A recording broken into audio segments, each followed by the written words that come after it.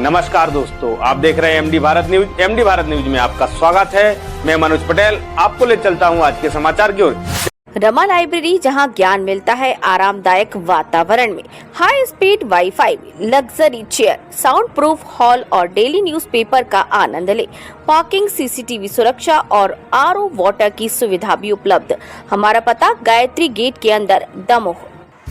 प्रधानमंत्री नरेंद्र मोदी के नेतृत्व में भारत का सहकार से समृद्धि मंत्र भारत को ऊंचाइयों पर ले जा रहा है।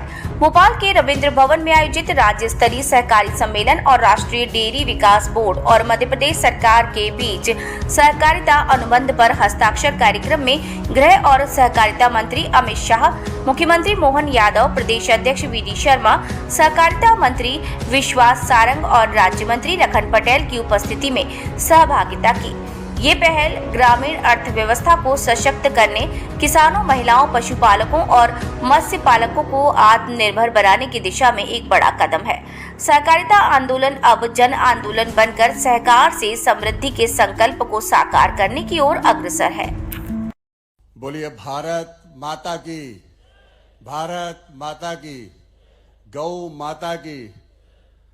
आज के इस गर्मामय कार्यक्रम में मंच पर विराजमान और आज के कार्यक्रम के मुख्य अतिथि देश के गृह एवं सहकारिता मंत्री आदरणीय अमित शाह जी, हमारे प्रदेश के मुखिया, गौ सेवा के क्षेत्र में अति संवेदनशील काम करने के लिए जाने जाने वाले ऐसे हमारे यशस्वी मुख्यमंत्री आदरणीय डॉक्टर मोहन यादव जी, प्रदेश की भारतीय जनता पार्टी के लोकप्रिय अध्यक्ष, कुशल संगठक, हमारे अध्यक्ष और सांसद माननीय विष्णुदत्त शर्मा जी,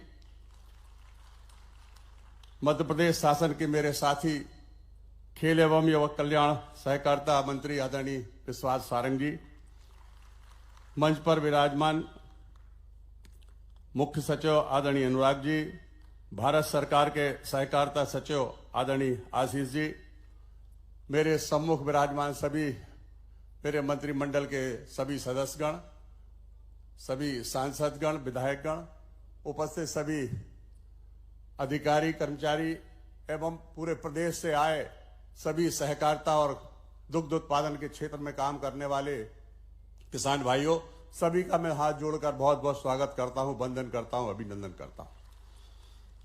वैसा मैं आपको अवगत कराना चाहता हूं, इस साल 2024 का वर्ष हमने गौरक्षा वर्ष के रूप में मनाया और एक साल तक हमारे कामधेनु गौ अभ्यारण्य में एक साल तक गौ कथा का संचालन होता रहा लगातार। अभी कल उसका समापन हुआ।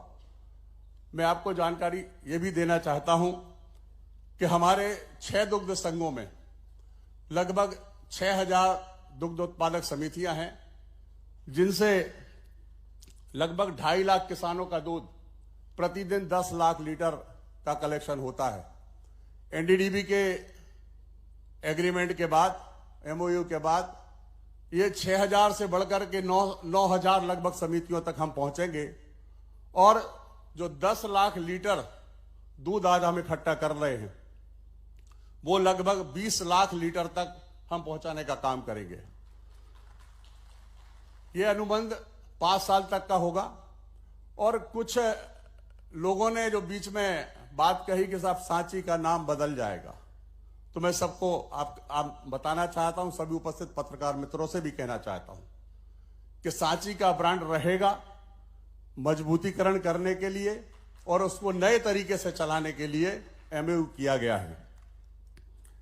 साथ ही यहां जो कई बार बड़ी गलतफहमियां फैलाई गई कि स्टाफ को बदला जाएगा, ये किया जाएगा, वो सारी की सारी बातें नहीं होंगी। स्टाफ वही रहेगा, सब कुछ वही होगा। और मैं बहुत अधिक समय नहीं लेना चाहता, परंतु मैं इतना जरूर कहना चाहता हूं, इस अनुबंध से इस प्रदेश में दुग्ध क्रांति तो आएगी ही, साथ ही किसान की आय और आज की तारीख में अगर जो हमारे यशस्वी प्रधानमंत्री जी का सपना है कि किसान की आय दुगनी करना, तो मुझे लगता है कि किसान एग्रीकल्चर प्रोड्यूस तो हम बहुत अधिकतम मात्रा में उत्पादित कर रहे हैं, लेकिन उसमें यदि हम दुग्ध उत्पादन जोड़ देंगे तो निश्चित रूप से किसान की आय दुगनी होने में कोई दिक्कत नहीं आएगी। इस एमओयू से वो काम सरलता से और सफलता के साथ पूर्ण हो सकेगा।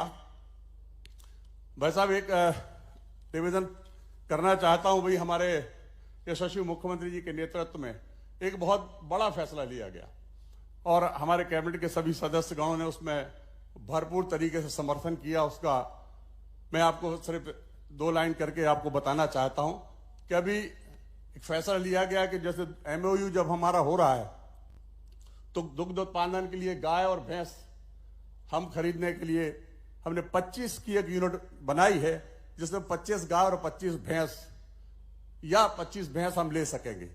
उसकी कीमत यूनिट कास्ट लगभग 42 लाख रुपए होगी और जो एक किसान लगभग अधिकतम 8 यूनिट यानी 200 गाय या 200 भैंस तक खरीद सकेगा और उसका जो उत्पादन होगा वो हमारे साथी के साथ उसको कलेक्शन करके और हम उसको मार्केट कर सकेंगे।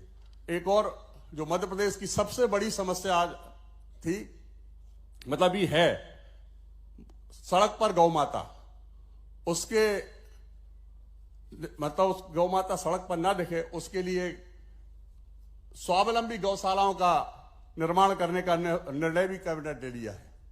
जो पीपीपी मॉडल में होगा वो 4 अलग अलग तरीके से उसमें वो काम कर सकेंगे।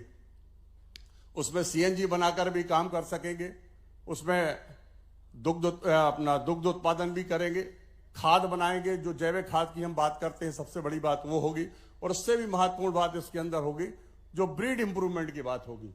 नस्ल सुधार का काम, हम देसी नस्ल सुधार का काम करेंगे। ये सारे के सारे काम होंगे। इस अवसर पर मैं आपका एक बार फिर से इस मध्य प्रदेश की धरा पर बहुत बहुत स्वागत करता हूं, वंदन करता हूं, अभिनंदन करता हूं। धन्यवाद। जय हिंद, जय भारत।